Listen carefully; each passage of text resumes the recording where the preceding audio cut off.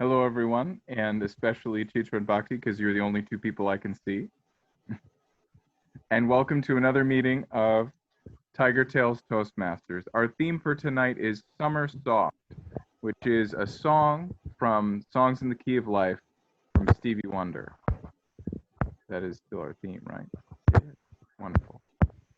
And I picked this theme because it has everything to do with how the song itself has everything to do with how ephemeral the seasons are. That's our word for the day. How quickly they go by. And just for a demonstration of how quickly time goes by, since I'm in my parents' house, I will show you all that about 27 years ago, or maybe 26 years ago, I looked like this.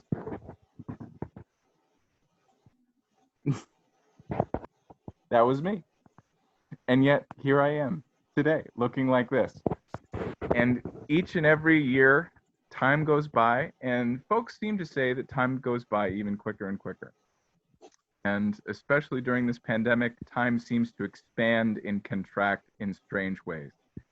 And so what I hope, and my wish for you, because of this theme for our meeting, is that this summer does not go by without you taking a few moments to pause and enjoy the summer for what it is. Even on the hottest days, the most humid days, the sweaty days, that we enjoy summer for what it is, because soon enough, we're going to be back into the throes of winter.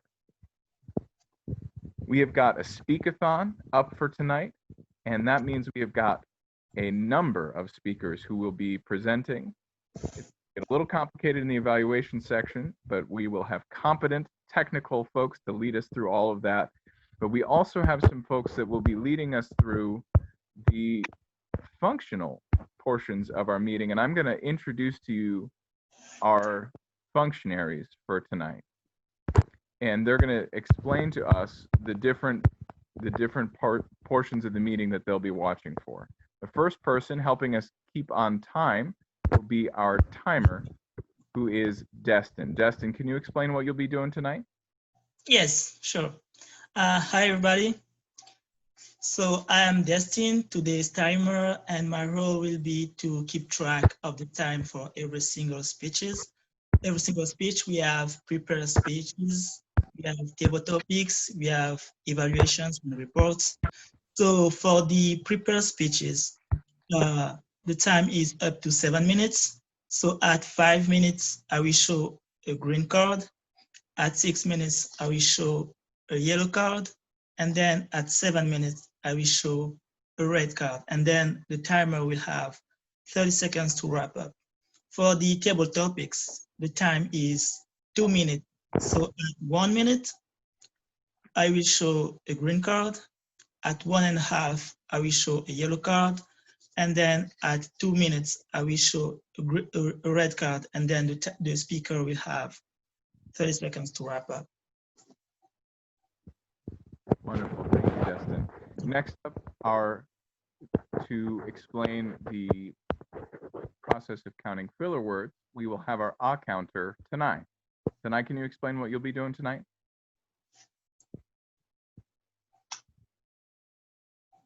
Apologies, it's Bhakti. Oh, okay. Bhakti, can you explain what you'll be doing tonight? Sure.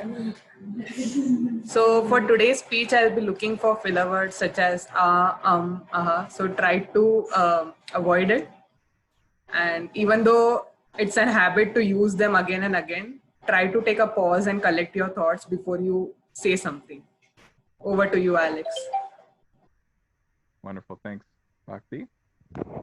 And if the agenda stands, our grammarian will be Ajita. Ajita, can you explain what you'll be doing tonight? Hello, everyone. I'll be monitoring the good and bad usages of grammar throughout this meeting. And I will also be looking forward to people using this word of the day, which you can see in my background, which is ephemeral. And it's mostly used as an adjective, which means lasting for a very short time. If you were to use it in a sentence, my sentence would be, rainbows are notoriously ephemeral, but the photographic payoff can be huge if you can catch them at the right time. So use good grammar and make me work less today. Over to you, Mr. Toastmaster. Thank you, Ajita. Just a quick bit of feedback. Even though your video is mirrored, your background is also mirrored. So I think it's reading backwards for me. I don't know if it is for everyone else.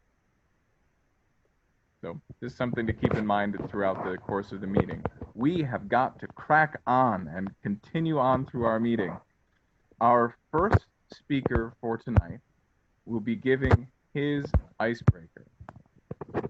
This is very exciting for us as a club to have Ming Shuo joining all the way from China to give his icebreaker. And to explain what an icebreaker is and what he'll be looking for, we have his evaluator, who will be Brendan. Brendan, can you explain what you'll be looking for?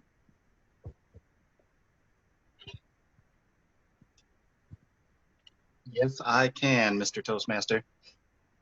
So Ming Shuo is giving his icebreaker tonight. He is in the innovative planning pathway, but the icebreaker, for those who haven't given theirs yet or need a little refresher, is simply an introduction to ourselves. So here he is starting his public speaking, his Toastmasters, his leading journey. And here's his opportunity to show us what skills he has and where we can offer some opportunity to encourage him how to become an amazing storyteller. Look forward to hearing what you have to share with us tonight, Ming Shuo. Thank you, Brendan. So now let's get into the meat of our meeting, the prepared speeches portion of our meeting. And to kick us off for that portion of our meeting, let's hear first from Ming Shuo Li. Thank you, Mr. Toastmaster. Think about the person who has smooth life before the age of 17. But his family and him made a terrible mistake when making a very important decision. Then everything changed, and this boy is me. Here is my personal information. I'm Ming Shuo Li. My English name is Wade.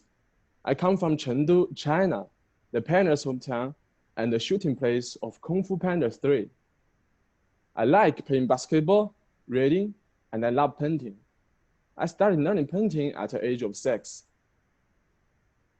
I will begin my graduate career in RIT this fall, majoring in industrial design. My English teacher recommended me to Tigertales. I participated in one meeting as a guest and found it's an amazing place. Each one of you is totally good at giving speeches, which is one of my weak spots. It's a wonderful opportunity to enhance my ability and build confidence to speak out. So I'm in. In the view of most people, China is considered as a mysterious land in the East. Actually, I'm an ordinary person. I live in an ordinary family. My parents have been running a company since 2001. Therefore, they rarely have time staying with me. So I was independent in most of the time. My first art teacher taught me painting for a long time. And in the third year of senior school, I decided to attend the advanced level examination in fine arts. To prepare it, I went to Beijing alone and exclusively studied fine arts in a training camp for about 8 months. So there were just 4 months left for me to review the regular curriculums. I was in the top 10 before leaving school, but when I returned, I almost forgot every subject knowledge except Chinese and English. Finally, I failed to within 200th percentile in the college entrance examination. But it was not bad because I could apply for a good university, combining the grade in fine arts and the college entrance exam. Everything will turn out fine, right? Then a dramatic thing happened. My family found several choices for my applications of universities. However, my parents were too busy to research them, and I was too relaxed after exam to know their importance. I bet you would never believe that we drew lots to make decisions. Unfortunately, We drew a school which requires a super high grade and applied for it. Of course, I failed. I attended an agricultural university finally, by the grade in college entry examination solely, majoring in biological engineering, a major I totally disliked. I felt I had wasted effort for art exam. Teachers considered me as a negative example, especially my art teacher, who had a super high expectation of me. The truth is, I failed everyone, including my family, my friends, my teachers, and of course me. I got lost in the college. I'm not sure should I pay attention to the biology courses since I found they were so boring. God. The college I disliked, the major I disliked, and me I disliked. Many times I was looking into the mirror and questioning myself. Have you forgotten you want to be an artist? How could you be an artist in this situation? What results will you get in the future? I didn't have an answer, and I didn't want to find an answer. I guess I would be garbage if I didn't change. Suddenly, something happened. A girl showed in my life in the second year of college. She was so sunny and beautiful that I was addicted to her smile and voice. She tried every means to make me happy, told jokes, invited me to hike, played video games with me. Guess what? I fell in love with her. To win her heart, I tried to change. I became more and more positive, but still the courses could not attract me. So maybe it was time for me to consider changing my major after graduation. Of course, I wanted my major to include art, and I chose industrial design. After planning for study abroad, I made every effort to study design knowledge and practice on professional software. I attended TOEFL exam for about 5 times because my speaking part is terrible. I rarely made progress in this part. Fortunately, I made it and got an offer from IIT with a scholarship. In my mind, the girl named Han Yu, who I loved, like goddess showing in my life, lighting up the road ahead of me, giving me courage to face failure and letting me know what thing I want to pursue in life. I really appreciate her, and it reminds me of an old saying in China. How could we see the rainbow without wind and rain? Now everything is in a good way. Studying my favorite field, I kept painting, meet all of you excellent guys. The rainbow is finally shining in the sky of my mind. But this is not the end. I will continue pursuing my dream to enhance myself and also give Han Yu a better future. Growing is an interesting thing, which we are always experiencing. Hope you can all enjoy this process, bravely face all your problems, and have a good future. Additionally, thanks, my mentor Xavier. I can never do this with their help, and thanks for listening. Mr. Toastmaster.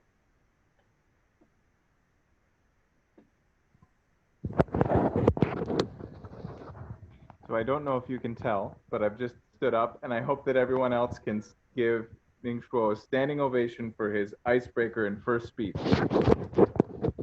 Very well done.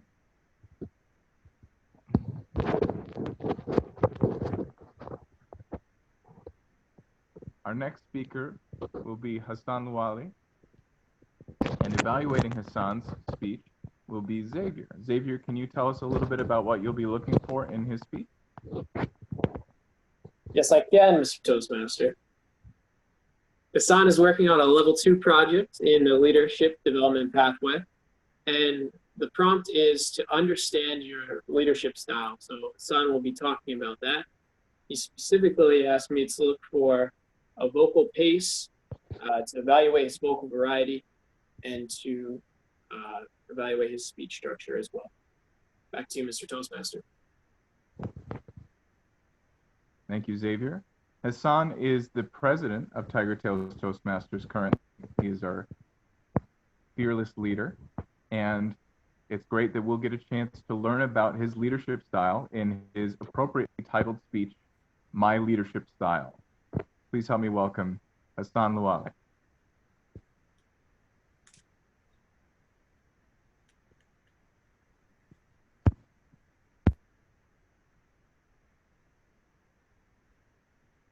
There's a proverb from Burkina Faso that says, to lead his flock, the shepherd needs just one stick for 100 oxen. But to lead a group of people, you need a well-adapted rule for each person. This proverb shows how complex it is to lead a group of people. You often have to adapt your leadership style to the individuals you are leading, you are dealing with, or the environment. But first, you need to know what's your leadership style. Mr. Toastmaster of the day, hello Toastmasters and guests. How many of you know their leadership style? I knew which one was mine 2 weeks ago when working on this project. Actually, I took a survey and I scored high with the democratic leadership style. I would have been surprised if I scored high with the authoritarian leadership style. And I got my lowest score with the innovative leadership style. Am I surprised? No. I've always known that I'm not a MacGyver. So I wanted to know more about the democratic leadership style, especially how to apply it in leadership positions and what can be its flaws. The first characteristic of the democratic leadership style is that it is based on consensual decision-making process, which is a creative and dynamic way to reach agreements among a group of members of a group. We can agree to disagree, that's okay. It is something we often have to do. Like 5 days ago, with all the Fulbright scholars, we were trying to find a date for an online meeting. But in the beginning, it was really hard to do it. And the president of our association asked everybody to make suggestions. And we ended up voting among three dates.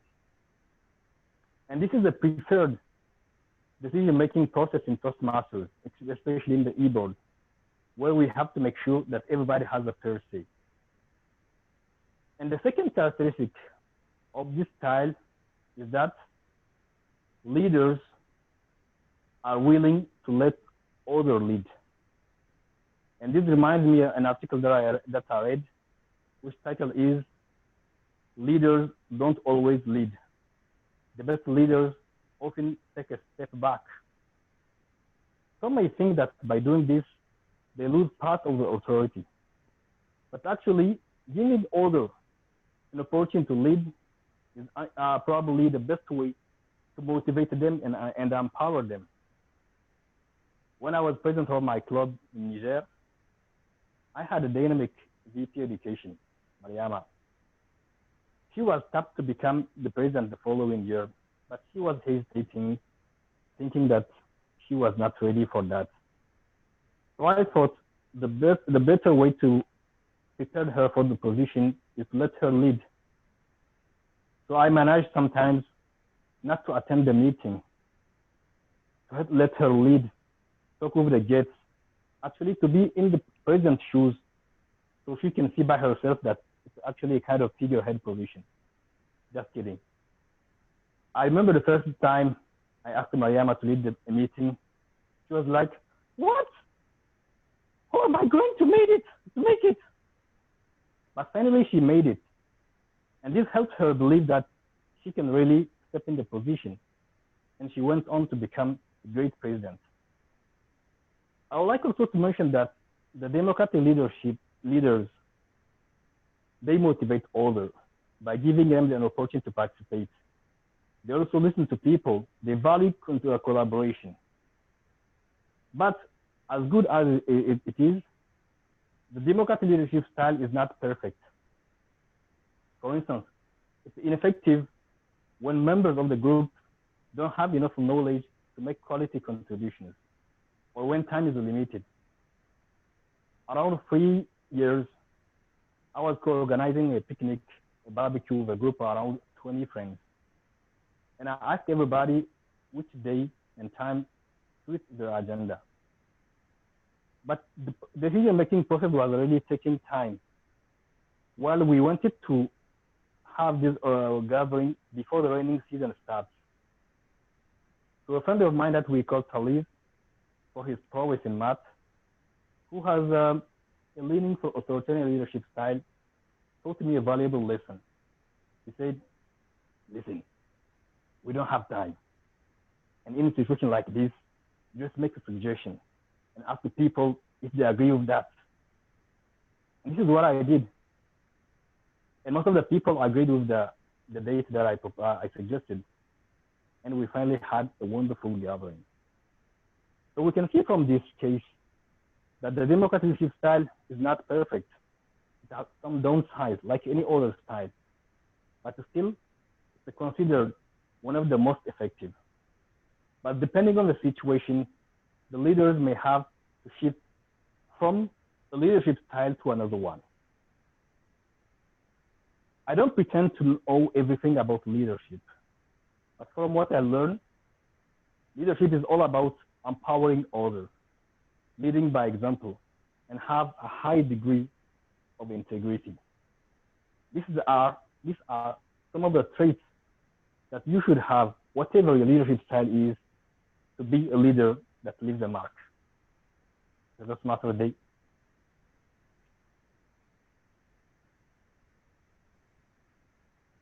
Thank you, Hassan.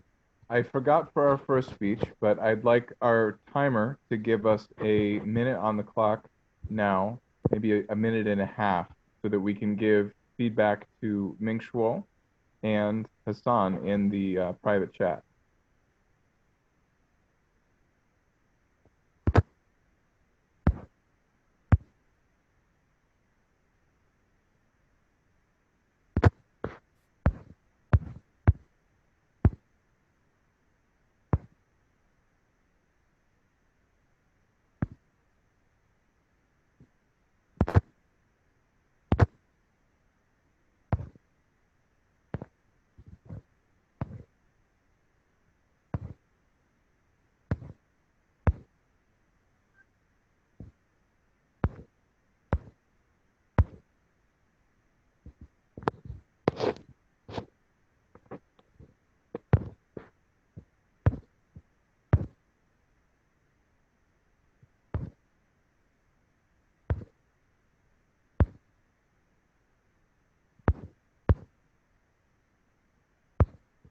Okay. Our next presenter will be Grant, and evaluating his presentation will be Freedom. Freedom, can you tell us a little bit more about what Grant will be presenting? Absolutely, Alex. Grant is working on something very similar to what just Hassan did. He's going to share with us his leadership style. The purpose of his project for him today is to identify his own leadership style. The second purpose that he is going to achieve is share some aspect of his leadership style or talk about leadership styles in general. That is the purpose of Grant's speech today. And back to you, Toastmaster Alex. Thank you, Freedom. So I'm really looking forward to hearing Grant's speech as he continues through his pathway to talk about his leadership style. Please help me welcome Grant Grubbs. Thank you, Alex. I've been called a drug dealer, a robber, and a murderer. And all of those descriptions are accurate. The purpose of this project I'm working on now is to gain an understanding of my personal leadership style. And when I think back to my previous leadership experiences, I can't help but to think of all of the crimes I've committed in the name of leadership. The drug deals, robberies, and murders were all necessary to gain the respect of my followers. it was all a game to me. No, literally, I'm talking about my leadership experience in Grand Theft Auto 5. Mr. Toastmaster, fellow Toastmasters, and distinguished guests, I use that contrived introduction to emphasize my lack of experience leading. I have some video game experience in leadership, if you want to consider that real leadership experience, and I also have some academic experience in situations in where I volunteered to be the team leader. Toastmasters has an online survey or assessment you can take that will identify your strongest and weakest leadership styles. When I took that survey, it said that my leadership style, my primary leadership style, is democratic. The democratic leadership style relies on consensus decision-making. That means that as a leader, I'm not the one making the decisions, rather the entire team and me are making the decisions collaboratively. And this has worked very well for me in the past on the academic projects I've worked on. But I wanted to take this project a step further. Instead of just understanding my personal leadership style, I wanted to understand why I defaulted to this leadership style before I even knew what the democratic leadership style was. And with a little bit of introspection, I pretty quickly identified that I have some insecurities. And more specifically, when I'm in a team environment, I feel in many senses inferior to my team members. I don't feel confident enough to make decisions to speak for everybody in my team. I want everybody to chip in, to participate, so that if something goes wrong, if this decision is bad, I'm not taking full responsibility for it. It's a diffusion of responsibility. And like I said, this has worked pretty well for me in the past, but I obviously see that it's not going to work all the time in the future. I'm going to need to be able to adapt to different leadership styles depending on the situation. It's kind of like the tool bucket analogy, in where the democratic leadership style is one tool in my bucket, but I'm going to need different tools, different leadership styles to adapt to in the future when the situation calls for it. And so I've picked 3 of the leadership styles that I want to personally improve for myself going into the future. Those 3 are the bureaucratic, the pace setting, and the innovative leadership style. The bureaucratic leadership style is where the leader establishes and enforces rules. The leader's decisions are absolute. So unlike the democratic leadership style, and where everybody gets to chip in, the bureaucratic leadership style defines exactly what's going to happen, says this is a decision that I'm making, and everybody has to go along with it. This is a very uncomfortable thing for me to do. And I definitely see, however, the benefits to it in the future. I will need to, at some point, be able to make decisions for other people, and not just myself, and not just relying on other people to do it for me. The bureaucratic leadership style is most effective when decisions need to be made in a short amount of time. And that definitely will happen sometime in the future, so I'll need to work on adding that to my bucket of tools. The pace-setting leadership style is the second one I picked out. That is the style in which the leader sets high standards of performance for the team. Not only that, but the leader also leads by example. So as a leader, I can't just say, hey, these are the high standards, do them. I have to abide by that myself. I have to lead by example and show my members what the high standards are through my work. And this is also uncomfortable to me because in many ways I feel inferior to my members. So I don't feel confident setting those standards. But that's definitely an obstacle I'm going to have to overcome in the future if I want to be able to become a better leader and adapt to different styles, like the pace-setting leadership style, which is most effective when team members are self-motivated and highly skilled. So hopefully I can add that to my bucket as well. The third leadership style I've identified is the innovative leadership style. This is where leaders encourage innovative ideas. In a similar way that the democratic leadership style relies on everybody participating, the innovative leadership style relies on everybody participating creatively, offering their own creative and innovative solutions to the problem that we're facing. So in that sense, I'm kind of a natural at the innovative leadership style, but I'm not very creative, or at least I don't consider myself to be creative. That's one thing that I need to improve on in the future. Or in the very least, I need to be able to encourage my own team members to be creative in their solutions. In conclusion, I've identified some weak areas of myself that need to be strengthened in order to become a better leader. I've identified 3 specific leadership styles that I want to work on, and that is a bureaucratic, pace-setting, and innovative leadership styles. And hopefully, with all of these leadership styles in my bucket, I will become a better leader in the future. Mr. Toastmaster.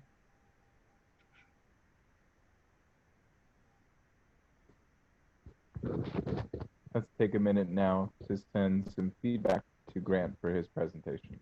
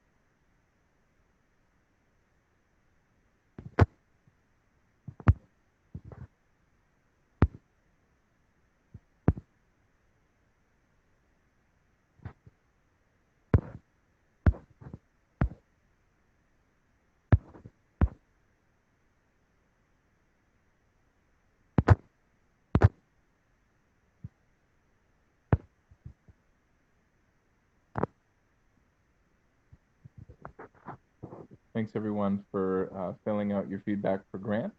Our next speaker for tonight will be Kelly, and evaluating Kelly's presentation will be Mami. Mami, can you explain a little bit more about Kelly's presentation? Sure, Mr. Toastmaster. Tonight, Kelly is speaking on the project of level 3 about storytelling. That presentation will be on the innovative planning pathway. The main objectives of Kelly's speech tonight is to apply storytelling techniques and descriptive skills to make the presentation relatable and interesting. The purpose is to practice using a story within a speech or giving a speech that is a story. I look forward to hearing Kelly's speech. Over to you, Mr. Toastmaster. Thank you, Mommy. I'm really looking forward to this presentation just because of the title, but I'm also looking forward to it because of who's giving it. Kelly is an experienced Toastmaster both in our old education program or traditional education program as well as Pathways. She's working her way through her path, and her speech tonight is entitled Be a Giving Tree. Please help me welcome Kelly Mack.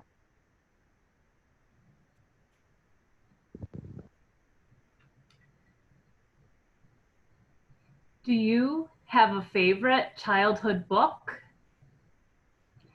There are many reasons why we connect to certain stories when we're young.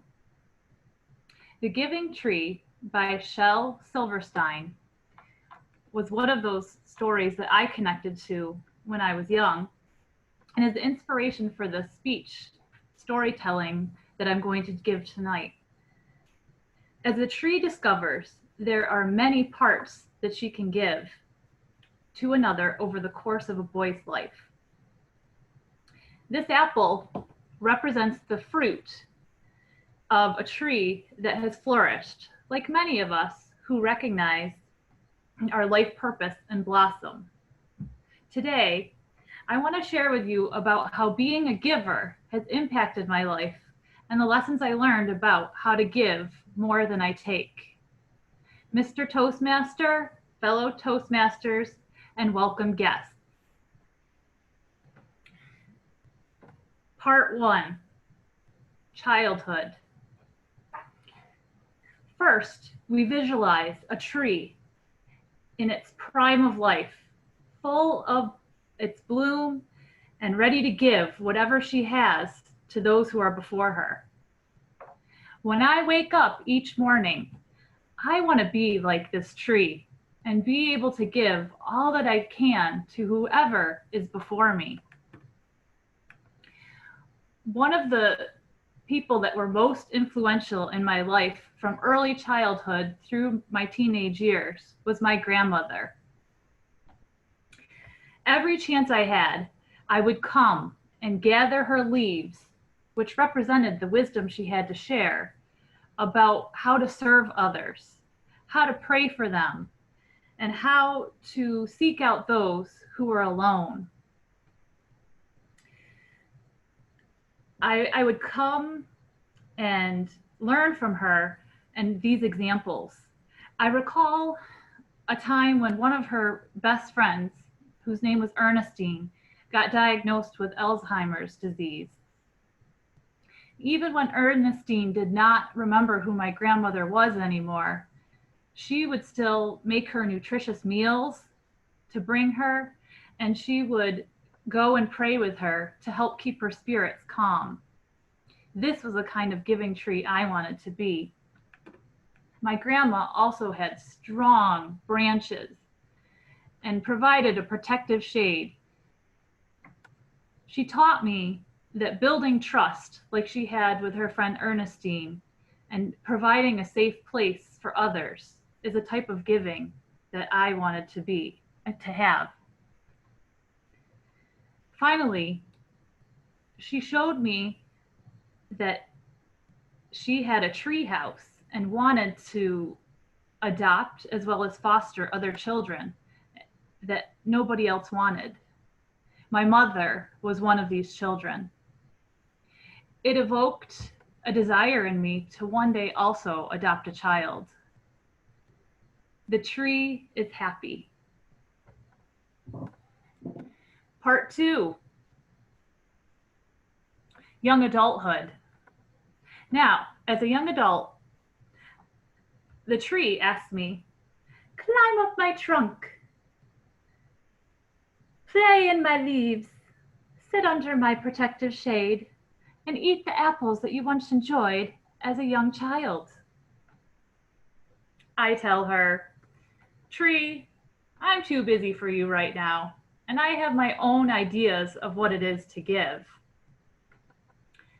I'm in college now, and I'm going to make as much money as I can so that I can give it to people when they ask for it and need it. After all, isn't giving money the best thing I can do? This truly is a way to give.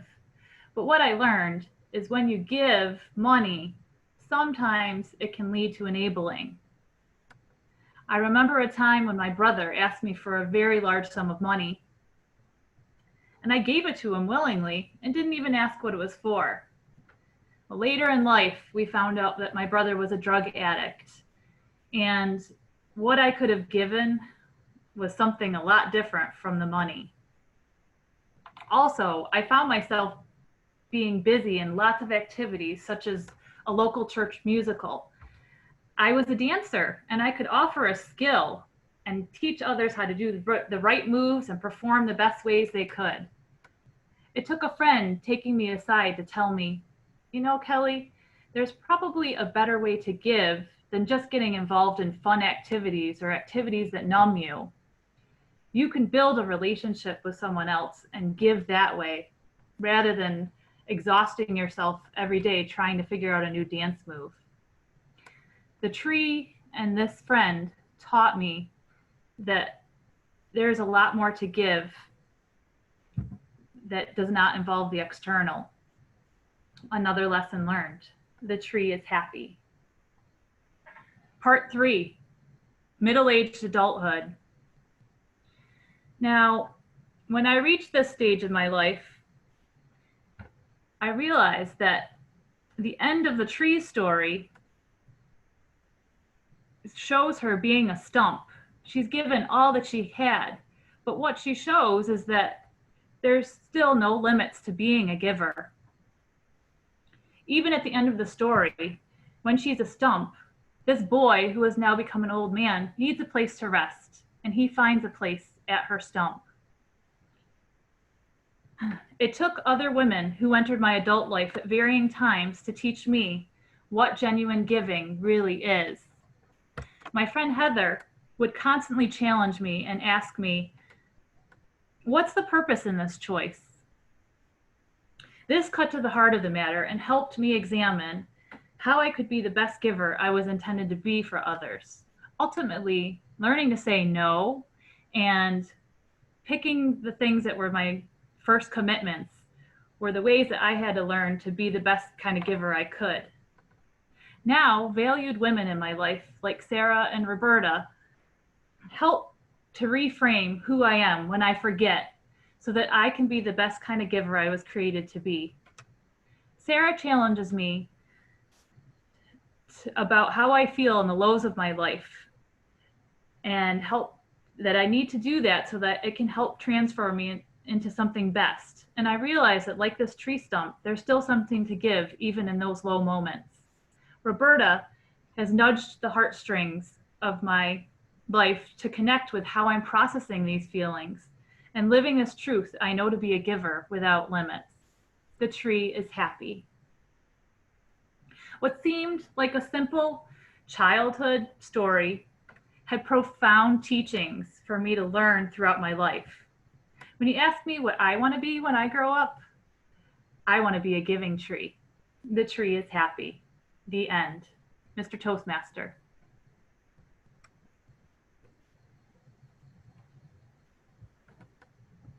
Thank you, Kelly, for that wonderful presentation. Let's take a minute now to write our feedback and love notes for Kelly.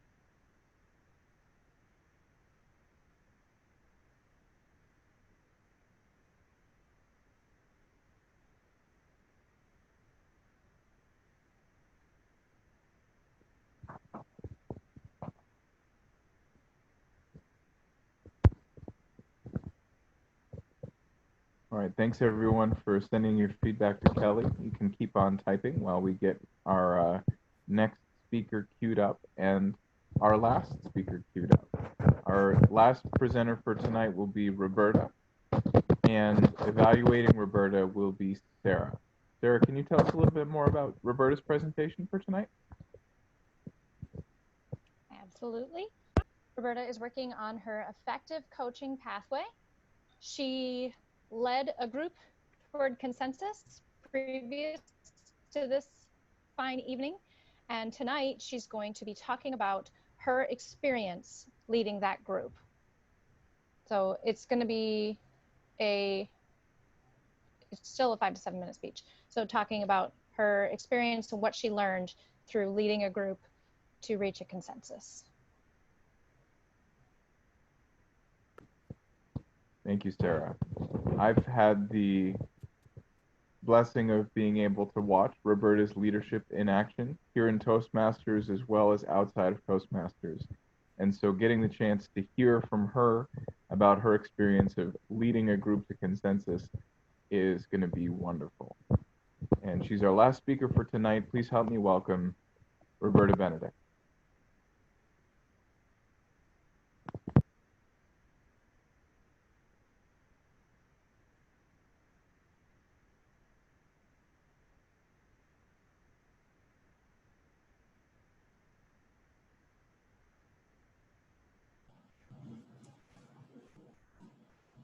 Is it just me or I can't hear anybody? Yeah, Roberta, we're having trouble hearing you. You weren't muted.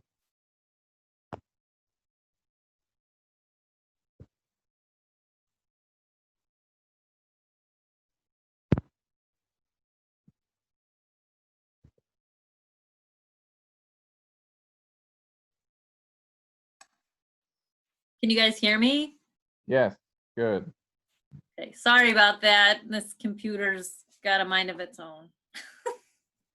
Well, please help me welcome again Roberta Benedict, leading to consensus. Woo. The world is rapidly changing all around us, so quickly at times that we can't predict what's going to happen or even agree about what needs to happen next. And at best, all we can do is agree that change is inevitable. Mr. Toastmaster, fellow Toastmasters, and if there are any guests out there virtually, if you've turned on your TV, tuned into the radio, or logged on to your preferred social media outlet recently, you are acutely aware of the changes that are raging daily if we look at just the United States alone. Beyond that, the whole world. The active conversations about equity for all people is at the forefront of almost every conversation. In particular, with the immediacy of the Black Lives Matter movement.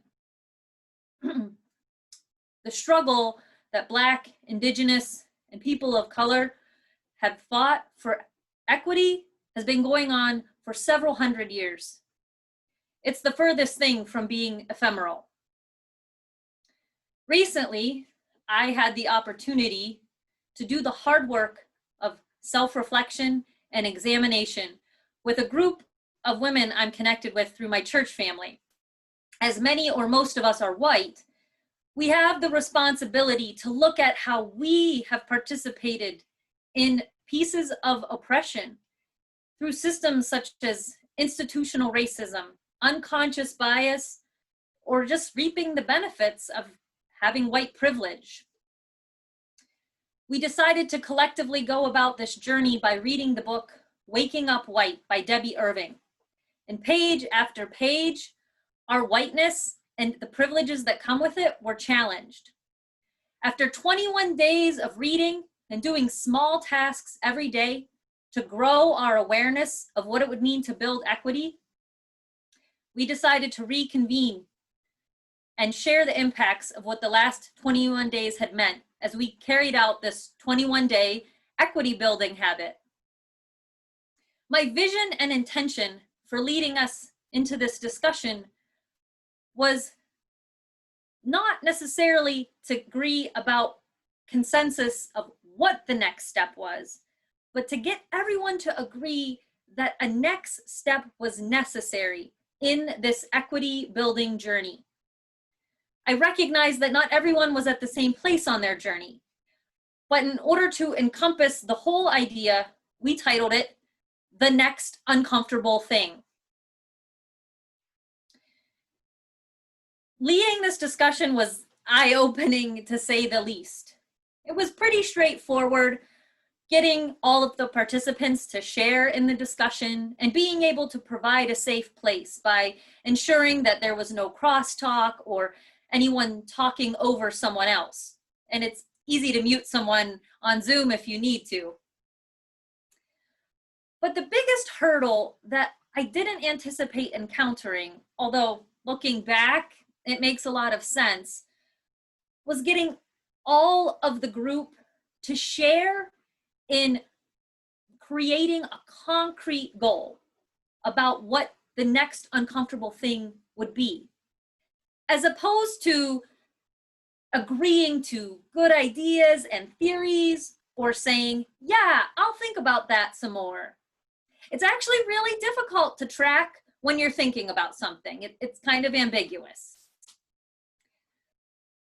So I realized that in the future, I need to have a better assessment of where my group or participants are at in regard to the given topic that we're discussing, so that I can, one, have more realistic expectations about where we'll get in reaching a consensus, and two, be better prepared for what's required of me to move the conversation in the direction of reaching that concrete goal or reaching that consensus. And in this case, reaching the next uncomfortable thing. I was unsure at various times during this discussion whether all the women were tracking in the direction that this conversation about equity needed to be going. And I didn't know when it was the right time to intercede and pull us back to focus on the task at hand. Which leads me to my next big, not aha moment, but more of a, oh my gosh, I have no idea what I'm doing moment. Wrangling in the Rambler. We've all been a part of conversations where when someone's left to talk and they go off topic, depending on how long they get to talk, they end up pretty far in the weeds. A good leader knows when and how to pull them back in to stay on topic. And in this conversation, there were a few times where we went just a little over to the fence. But one time in particular, I felt the knots in my stomach forming when I realized there was someone way out there in left field, and I had no idea how to pull them back in, especially since it was a virtual meeting. It's one thing to have this skill set in in-person interactions with body language and eye contact, but it's another level up here to be able to do that virtually. And I left that discussion vowing to look up how to better facilitate virtual meetings and conversations, because during this time right now, it's critical. After the end of this discussion, I came away with a few key findings that I'm hoping to grow in and implement the next time I find myself in a position to facilitate conversation. One, know where my participants are at so that I can be appropriately ready to encourage participation, diffuse angst about the topic, and dispel any fears that might be there. Two, have my own ideas at the ready, but don't interject them too quickly. Give ample time for the participants to share their thoughts and ideas in a safe place. But when the conversation needs some inspiration or some prodding, to be able to point us back on task. I was particularly sensitive in this conversation amongst a bunch of white women talking about equity, that I didn't want to bulldoze anybody back on track, but I wanted to make sure that we were very clearly going after our goal of reaching a consensus about the next uncomfortable thing. And thirdly, very similarly, don't be afraid to speak up when it's time to steer back on course. It's critical in any conversation, if you hope to reach consensus, to make sure that the topic is at hand. And so with these three things, I hope to grow in my own conversation facilitating in the future. And I know it's exactly the opportunity I needed to expose those growth opportunities. And to know it's just another area where change is going to happen. Mr. Toastmaster.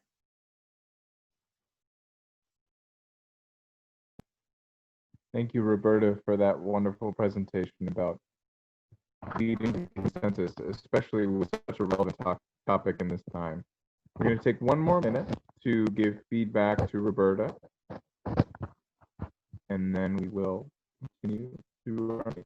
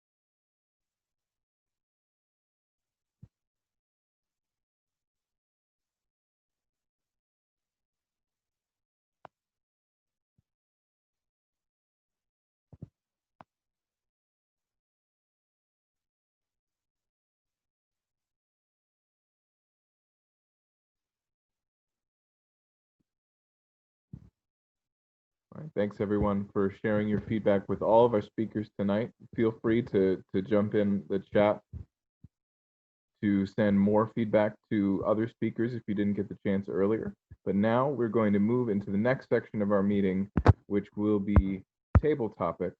And to lead us through the table topics section of our meeting with the theme of Summer Soft will be Cyril.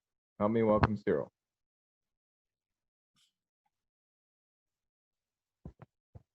Thank you very much, Mr. Toastmaster. Here at Toastmaster, we don't just learn to speak, we also learn to become leaders. And as Hassan and Grant mentioned, there are different types of leadership. And no matter what leadership style you are choosing or you are using, you will have to sometimes get up and give some speech that you didn't have the chance to prepare. So this is why we are doing this exercise. And today I will be asking a few questions. Hello, can you hear me? I will be asking a few questions, and I will call on some people. And if you are willing to participate, you can just raise your hand and participate.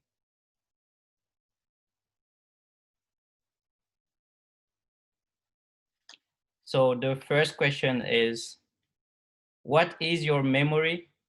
What is in your memory a good experience that you had? Cyril, can we get the timer and the grammarian, what they're looking for as well? Oh, sure. All right. So I would like to ask the timer to tell us how the time is going to work for this session. Okay, thank you. For the table topics, we have up to 2 minutes. Each speaker has up to 2 minutes. And at 1 minute, I will show the green card. At 1.5, I will show the yellow card. And then at 2 minutes, I will show the red card. And then the speaker will have 30 seconds to wrap up. Thank you very much. And I would also like to call the grammarian to remind us of the word of the day. So the word of the day is ephemeral, which means lasting for a very short time. And if you have to use it in a sentence, my sentence would be: rainbows are notoriously ephemeral, but the photographic payoff can be huge if you catch them at the right time. So use this word to get the virtual chocolate throughout your speech. Thank you very much, grammarian. And I have to remind that at the end of the table topics, we will have to vote the best table topics, and the best one will have a virtual chocolate. So now the first question: what is in your memory a good experience that you had and that lasted for only a short time period? Basically an ephemeral experience. Would like to go? Okay, Pritam.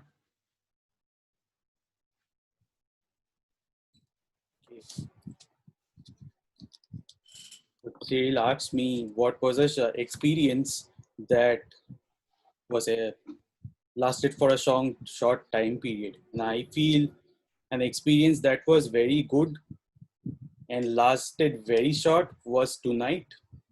And I went to sleep and I woke up after 7 hours, but I felt I had slept for 7 minutes. That is a problem I go through every day. No matter how much time I sleep, I wake up and I see the clock is at 7. I feel that, well, why does time pass so fast when I'm sleeping? And throughout the day, it is when I'm washing dishes, it seems like time seems to expand. Like the number of dishes never seem to, number of dishes are equivalent to the length of time. It expands time. So that is an ephemeral experience of sleep. But I hope that other experiences that I have while working from home, like washing dishes, were as ephemeral as the sleeping experience that I go through every day. I cannot see the timer. Okay, it's a green card. So I use the word ephemeral and I see this table topic session is also very ephemeral. It's passed so fast that I got to share only 2 silly stories of mine. So back to our topics master, Cyril. Thank you. Looks like we have a few minutes. And I would like to ask the second question, which is, what do you think short experiences teach us? Would like to go? All right. Gaurav? Top secret. I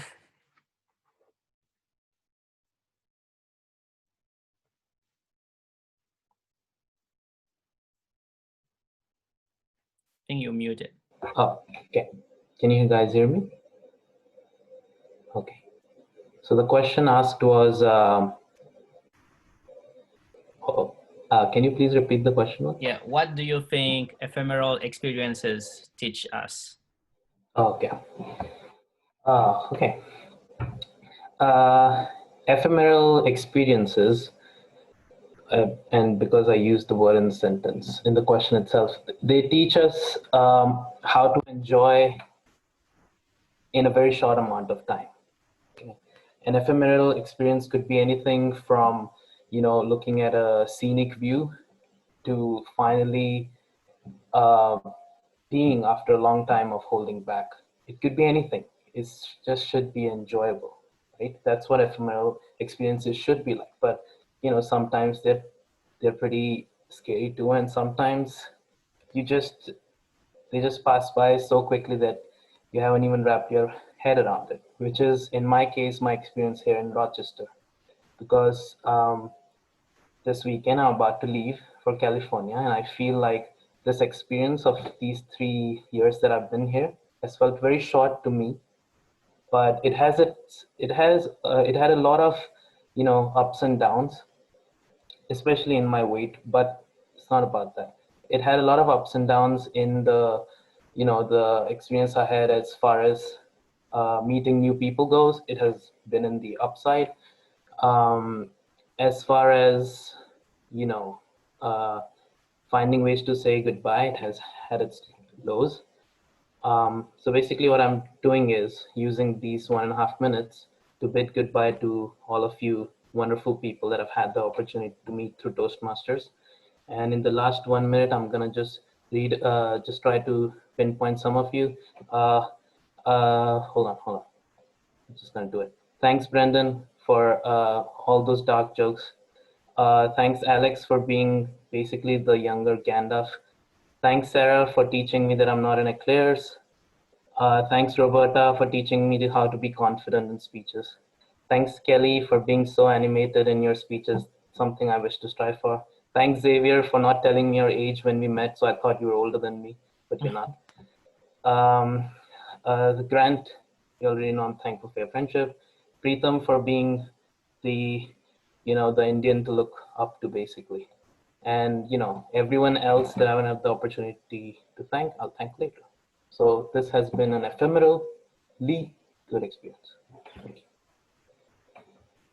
Thank you very much. So if the timer agrees with me, I think we don't have enough time to go for a third table topic. So today we just had two. I'm gonna ask you to go ahead and make the votes. Send me the names of the name or the people you think gave the best table topic. And now I'm going to hand it over back to the Toastmaster.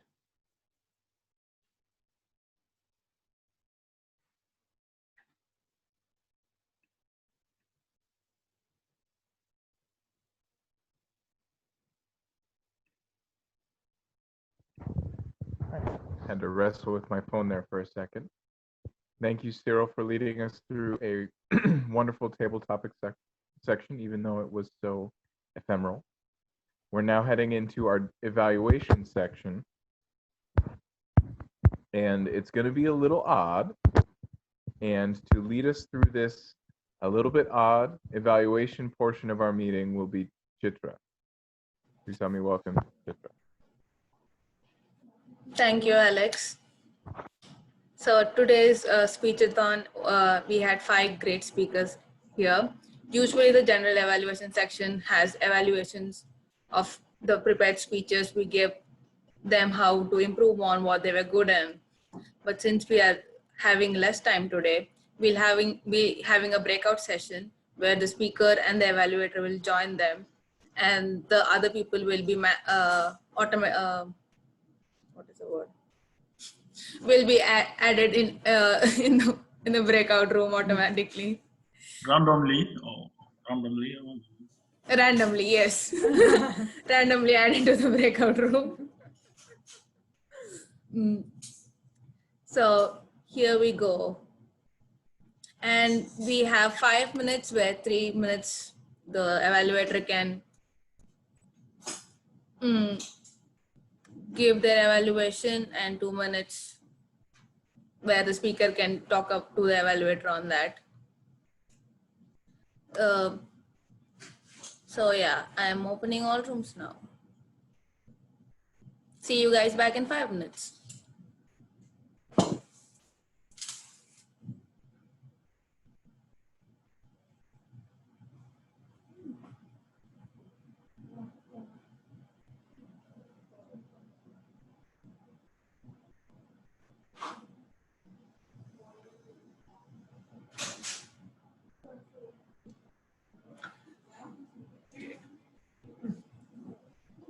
Oh, we are assigned ourselves also, okay?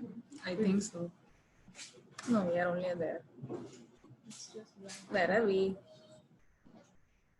We are alone.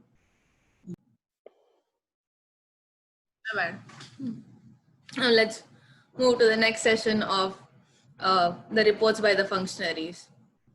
Let's hear from the timer, Destin, about his reports. Let's all welcome Destin.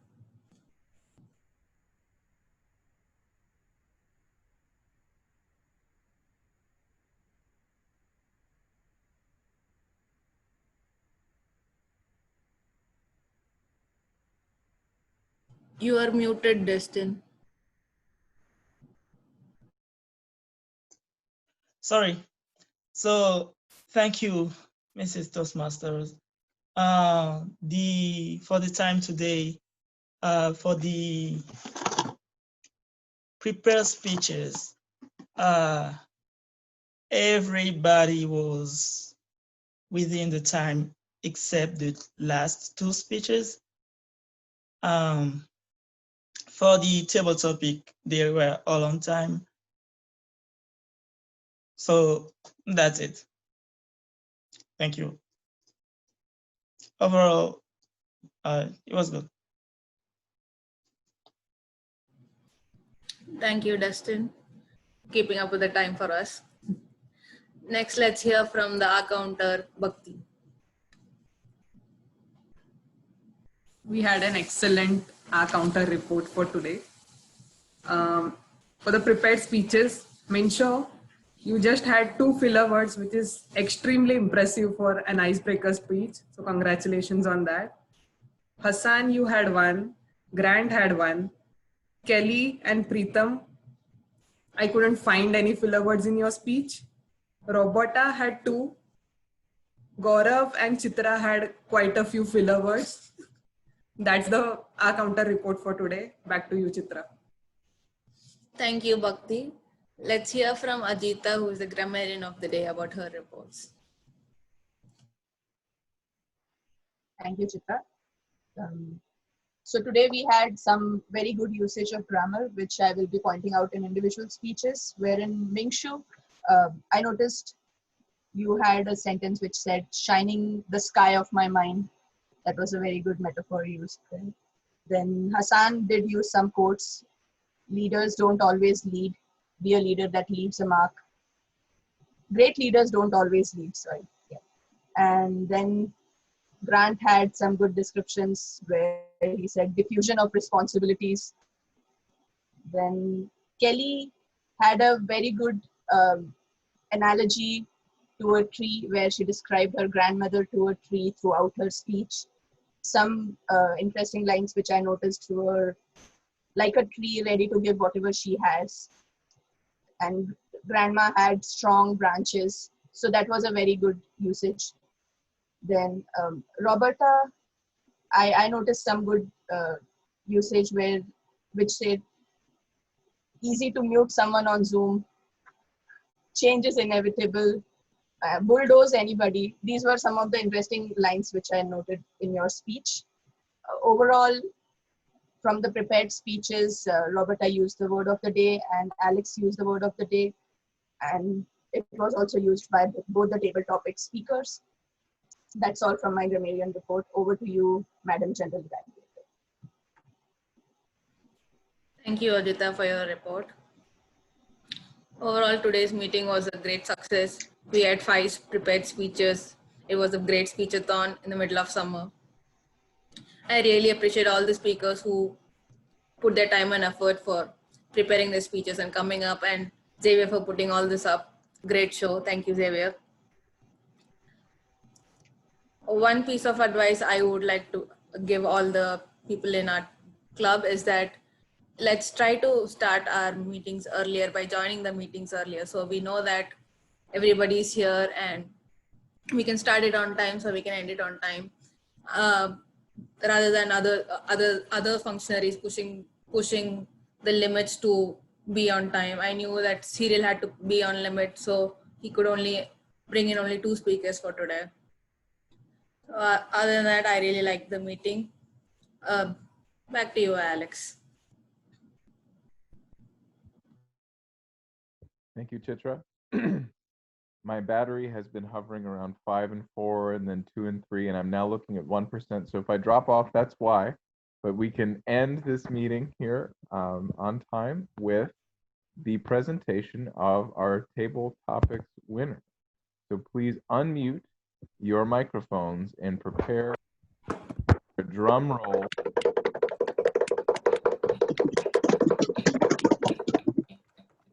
Dora, our top secret meeting joiner. Congratulations on your amazing prize of virtual chocolate, and enjoy the heck out of California. Thank you. It was fun to see you all there. Thanks. Right. I'll take the chocolate. There you go. Yeah. Go. Give me chocolate.